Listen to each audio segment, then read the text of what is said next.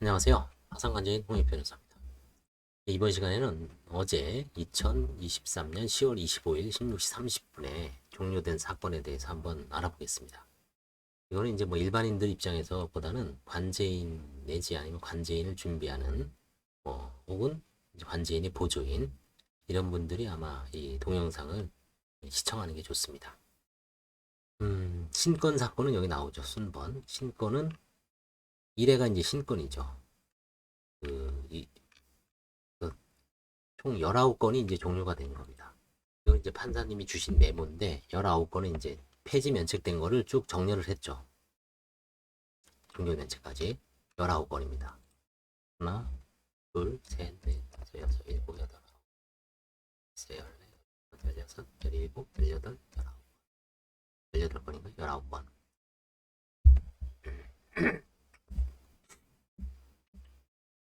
그래서 이제 평범한 거는 음, 폐지 면책이 됐습니다. 폐지 면책, 폐지 면책, 폐지 면책. 대략 뭐 이런 정도가 이제 환가 포기 사항이고요.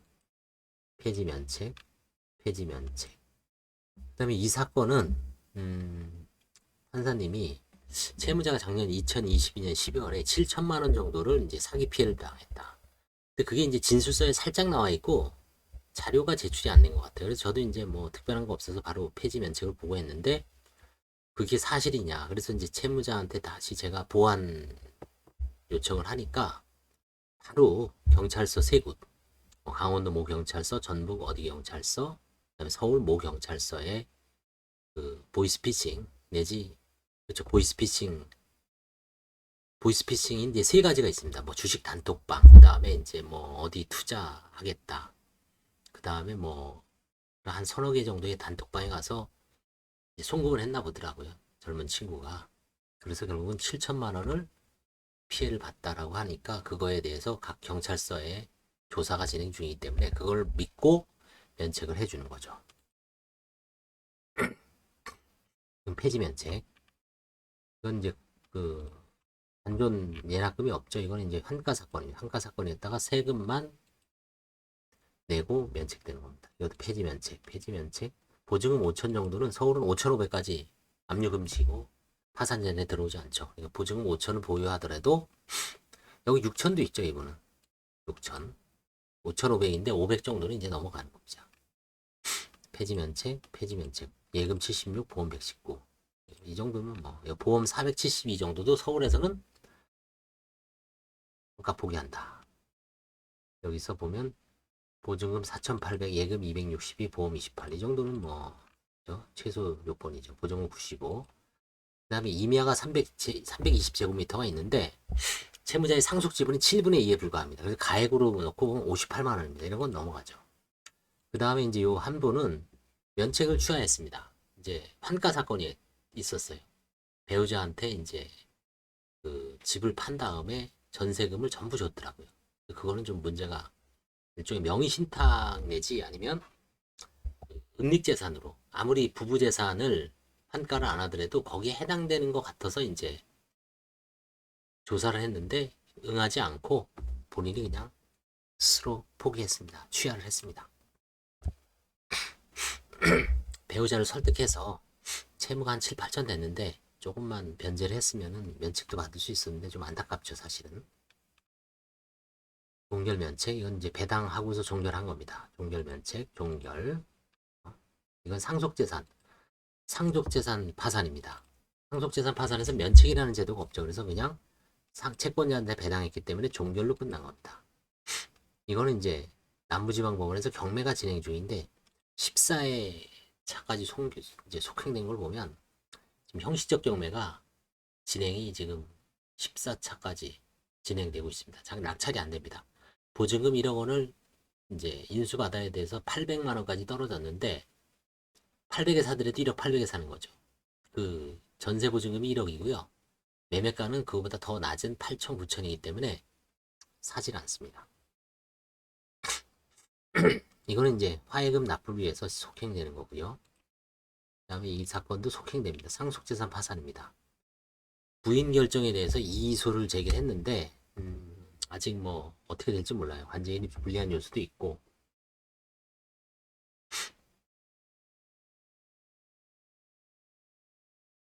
아, 이건 상파가 아닌가요?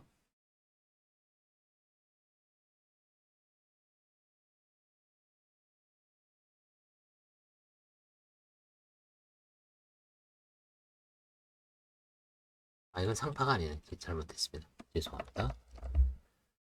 이거는 이제 채무자가 음, 경제적 위기에 몰리자 보증금을 1억 2천을 어머니한테 준 겁니다. 그래서 그 어머니를 상대로 관제인이 소송을 했어요. 그래서 1심 그 부인 청구는 인용이 돼서 상대방이 이의 제기를 해서 지금 1심입니다. 사실상 이제 두 번째 소송이지만 그래서 어제 봤더니 관제인이 이겼습니다. 원고 청구가 기각됐어요. 1억 2천 지급해라. 그래서 이제 어제 나와서 어떻게 할 것이냐 이제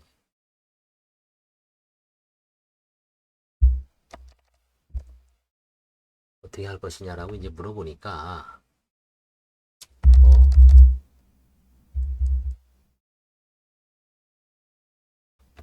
합의죠. 다음 주에 오기로 했습니다. 그래서 원칙적으로 1억 2천을 다 받아야 되는데 원래 이제 적정 금액으로 화해를 제시했는데 워낙 고집을 부려요. 이제 소송했으니까 똥줄이 탔죠. 그래서 제 생각은 한좀뭐한 2천 정도 깎아주고 1억을 받을까 생각 중인데 모르겠습니다. 일단 접촉을 해야 됩니다. 이게 상파입니다. 상속재산 파산인데 이건 망인의 어떤 보증금이 이상하게 사라져 갖고 그 임대인을 상대로 소송을 하고 있는데 뭐 어떻게 될지 모르겠어요. 좀 불리한 것 같기도 하고 그래서 조정 요청을 해놨는데 일단 좀 지켜봐야 될 것 같습니다. 이거는 이제 화해를 체결했고요. 보험금에 대해서 한 800 하고 그 다음에 경매 사건이 있습니다. 그래서 이제 지금 이것도 이제 소송도 수개를 했습니다. 그래서 좀 시간이 걸리는 거고 요거는 신건인데 이 회사가 대부업체가 소송을 송달을 안 받았는데 그래서 속행으로 보고했지만 이제 한 번 더 그쵸 이제 송달 여부를 확인하기 위해서 실체적으로는 뭐 은닉재산 이런 건 없습니다. 이것도 이제 속행 사건이고요. 2023년 12월 30일까지 1,000만 원을 파산재단에 납입하기로 했습니다. 그래서 파해금 납부를 해서 12월 30일까지 내면 1월 30일까지 이제 한번 지켜보는 거죠. 요거는 이제 신건인데 돈을 워낙 많이 뺀 겁니다. 한 1억 이상을 뺐어요. 몇 개월 사이에. 그래서 그 돈의 어떤 사용처. 본인은 이제 정치 자금으로 썼다 그랬는데 모르겠어요. 그게 진짜. 그 부분에 대해서는 이제 화해 계약도 불응하고 한번 더 조사를 해서 뭐 낭비로 면책 불허가 될 가능성도 있고요. 한번 더 보려고 합니다. 이것도 이제 신건인데 송달이 안 돼요. 4명 개인 채권자한테. 그래서 이제 일부 공고가름 신청은 판사님이 허가했고 집행관 송달이 실시됩니다. 그래서 아마 12월 20일 날은 끝날 것 같아요. 그 다음에 이제 채권 조사가 3개가 있습니다. 전액 시인이고요. 뭐 환가 금액은 뭐 3,000이 있고 1,700이 있고 1,000, 3,000, 1,700, 1,000입니다. 그래서 이제 오늘 그 배당의 첫 걸음으로 관제인 보수 결정 소명 자료 제출 및 예납금 재단 편입 신청을 했습니다. 그것도 한번 제가 차분하게 한번 알려드리겠습니다. 어떤 식으로 하는지.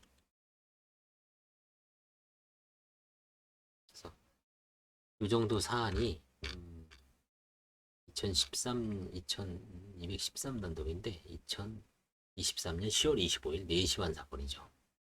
아무래도 이제 경제적으로 어려운 사람들은 아까 그 215단독에서 하는 거고 여기는 이제 그나마 좀 여유가 있는 분들이기 때문에 아무래도 환가 사건도 좀 많죠 여기는. 그래서 대략적으로 최신 현황이 물론 여기도 소송 구조가 있습니다. 소송 구조를 요즘 폭넓게 허용하기 때문에 소송 구조는 요즘 30만 원 주더라고요 비용이 30만 원 줍니다. 일반 예납금 취하는 40만 원입니다. 서울 기준으로 200만 원 같은 경우는 이건 이제 조사가 좀 빡세 보이거나 이런 원인 자체가 좀 쉬운 사건 아니었죠. 이런 건 이제 예납금을 좀 높이 합니다. 100도 있고요. 200도 있고 80도 있고 50 그죠? 100짜리가 좀 있죠. 100, 150, 200, 300 개인 파산에서 어떤 최고 한도는 500입니다. 보통 이제 2, 300이면 뭐 크죠. 이런 식으로 해서 재판이 집행기일이 끝났습니다. 감사합니다.